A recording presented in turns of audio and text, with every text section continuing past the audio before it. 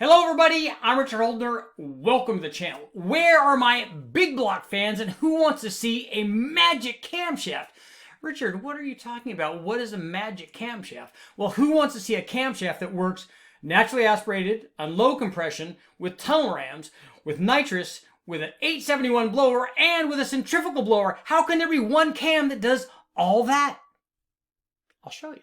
To illustrate how well the top secret magic super camshaft for big block Chevys works and how many different applications it works on, we're going to start off with a naturally aspirated motor, and this is a 540 cubic inch Dart SHP short block. It is a flat top piston, so fairly low compression. With all the heads that we ran it on, it was less than 9-to-1 compression, so down in the eighth, in the range that you wouldn't want to run a big roller cam, right? Because you need compression with those. Actually, you don't, and I'm going to demonstrate that. But we started off before that. We started off with our combination. Let's take a look at that. So we had our 540 inch Dart SHP short block, flat top piston. We put a set of trick flow as cast rec port heads on it. We put a Team G intake manifold, a 950 Ultra HP carburetor because the intake manifold was designed to hook up a 4150. This thing had a Moroso 7-quart like dragster pan in it with a kick out, good oiling system, an integrated windage tray and stuff. So we were doing it right. It had dyno headers on it, 2¼ inch full length dyno headers. We also had a smaller camshaft in it. This was our mild version of this motor. It was a Comp Cam's Extreme Energy hydraulic roller 288. It was a 521 540 lift, a 236 242 degree duration split, and a 110 degree lobe separation angle. We also had roller rockers on this. We ran about 38 to 39 degrees of total timing on this combination, and run in this manner, our 540 low compression big block produced 636 horsepower and 649 foot-pounds of torque. As you can see, since we made more torque than horsepower, fairly mild combination. Not a ton of head flow, enough to support more power than this from the trick flow as-cast heads, but we also had a fairly mild camshaft in it. But here's what happened when we upgraded this, and we put our good camshaft in it, but we made other changes. You can see the power jumped all the way up to 770 horsepower, 769.5. Peak torque was up to 662 foot-pounds of torque. And let's take a look and see. We replaced the heads, cam, and intake basically on this. The camshaft was obviously a big part of it.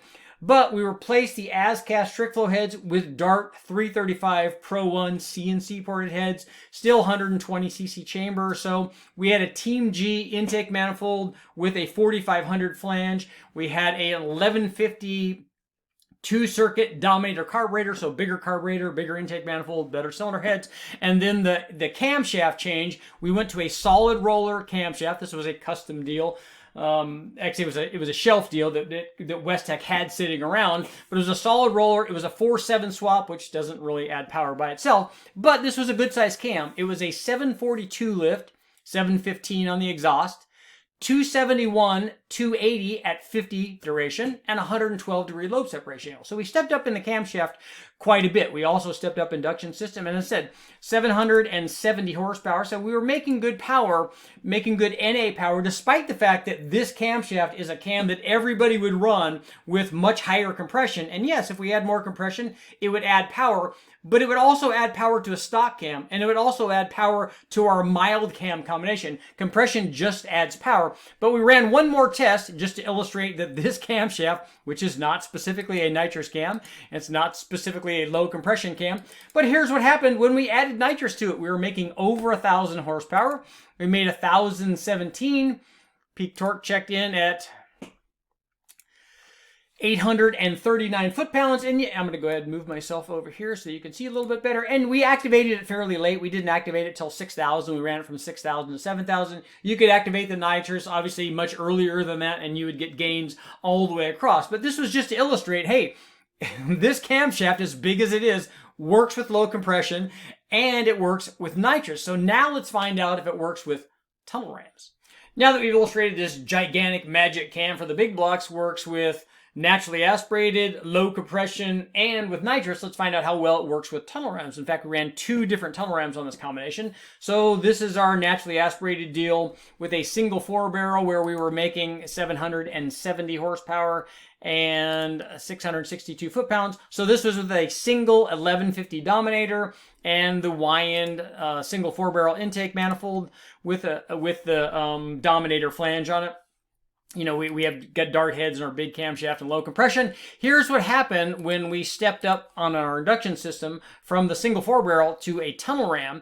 And this was a YN tunnel ram, so it's the same kind of tunnel ram that Summit has been selling for years. It's probably decades old, but obviously it still works fairly well. We ran a pair of 850 Holley HP carburetors on here, and we ran the Holley linkage on our tunnel ram. And so two 4150s, 850s versus the single 1150. I know guys are thinking, well, yeah, but it makes more power because you got so much more carburetor flow. No, it's making more power down in the lower ranges more so than at the top. In fact, the peak power checked in at 777 horsepower. So not a big change in peak, but we got good changes in torque, and that's because the single plane has 4 longs and 4 shorts, whereas the tunnel ram basically has 4 longs, and also the Y-end is a different design intake manifold than that big single plane was. But if you take a look here at 46 and 4700 RPM, torque went from 634 up to 670 foot-pounds. So we got some good gains in the middle part of this, but this was nothing compared to what would eventually come. So what we did then is add a Wilson ported dart tunnel ram. And because you have a big block, you have to have a tunnel ram ported by the guys over at Wilson Manifolds, and then also top that with 2 Dominator carburetors. So we'll take a look. I think that they were both 1050s.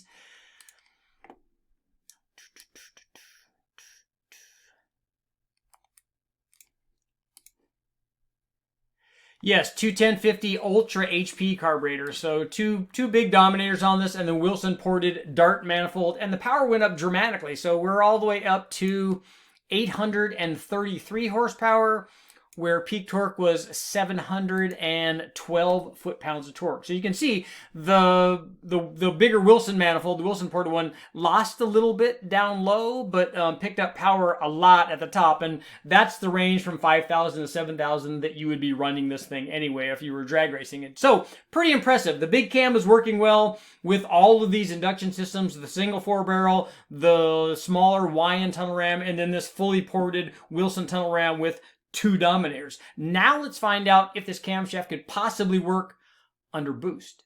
To further illustrate the versatility of this camshaft, and actually all camshafts for that matter, we're going to take a look at what happened when we ran our 540 Dart big block with boost, and not just one kind of boost, 2 kinds of boost. Actually, they're both superchargers, but we have an 871 Roots blower and a Vortec Mondo centrifugal supercharger. So obviously those would need different cams, right?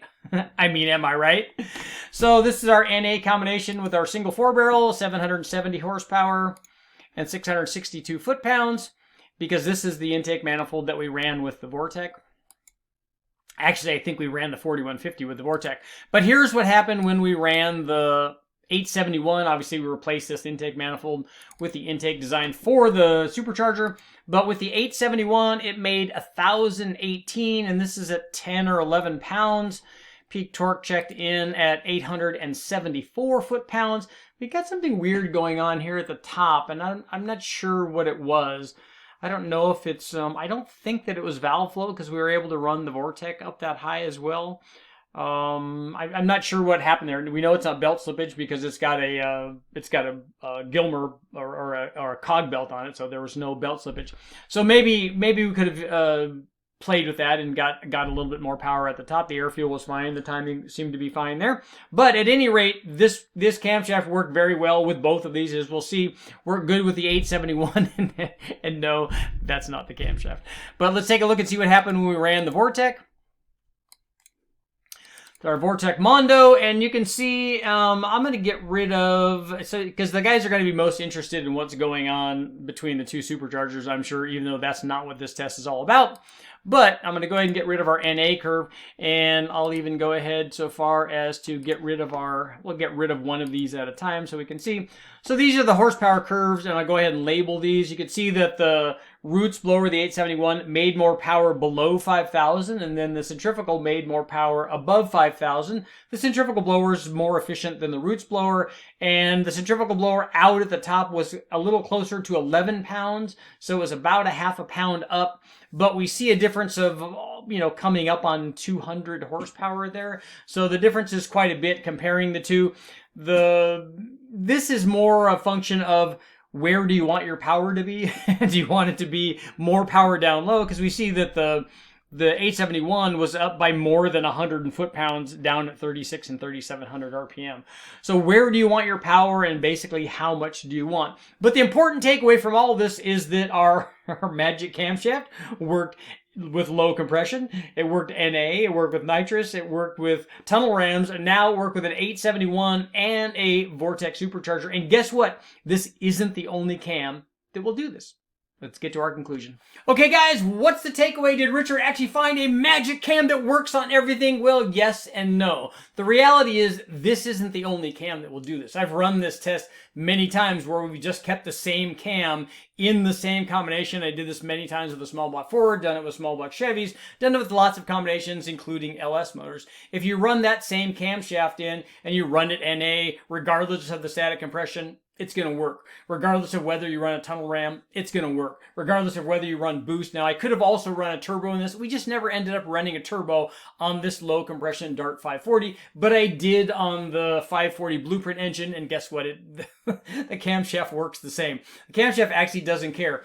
What you need to think about is, what does this camshaft do naturally aspirated? This camshaft did very well. It made good power, obviously when teamed with good cylinder heads and a good induction system. It made good power, despite the fact that it had low compression. It still worked. And despite the fact that we ran it with tunnel rams, it still worked. Despite the fact that we ran it with an 871 roots blower, it still worked, and obviously it worked very well with the Vortex. So camshafts do that. When you're picking a camshaft, pick the camshaft for the RPM range and where you want to make power. All of the other things will come into play. I'm Richard Holder. Make sure to like, share, subscribe, ring the bell, do all that stuff. I'll keep testing.